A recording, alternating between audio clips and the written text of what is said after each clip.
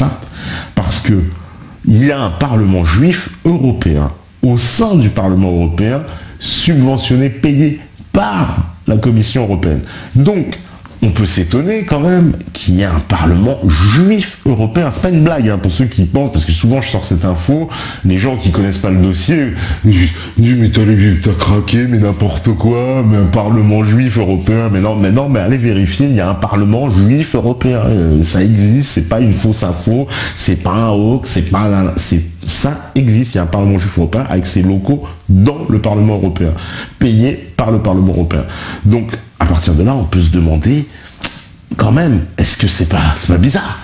Et pourquoi il n'y a pas de Parlement musulman européen? De Parlement catholique européen? Ce sera la moindre des choses.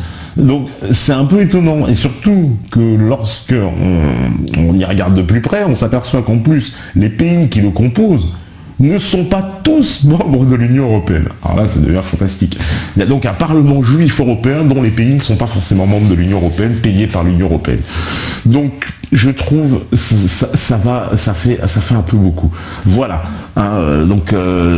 Tu vois, mon cher Azza, Jimmy aussi, voilà, tu me le dis, l'Union européenne fait partie du grand projet juif. Non, mais c'est vrai qu'il y a quand même donc, moi je le dis pour les gens de l'UPR, des fois qui me disent, oui, non, le sionisme n'a rien à voir. Si, quand même, dans ce cadre-là, on peut en parler et on peut pousser le bouchon. Parce que, on voit bien qu'il y a quand même un logiciel de fonctionnement qui est à peu près identique entre les sionistes et les européisistes. Il suffit de voir BHL, je veux dire, BHL, il est pro-Europe jusqu'au bout des ongles, qui vous explique c'est l'Europe, c'est l'Europe, c'est l'Europe.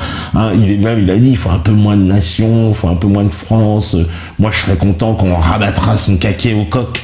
Hein, ça c'est BHL. Donc, on peut se demander quand même, mon cher BHL, lui qui prône cette supranationalité pour les pays d'Europe, pourquoi ne pas la prôner pour Israël?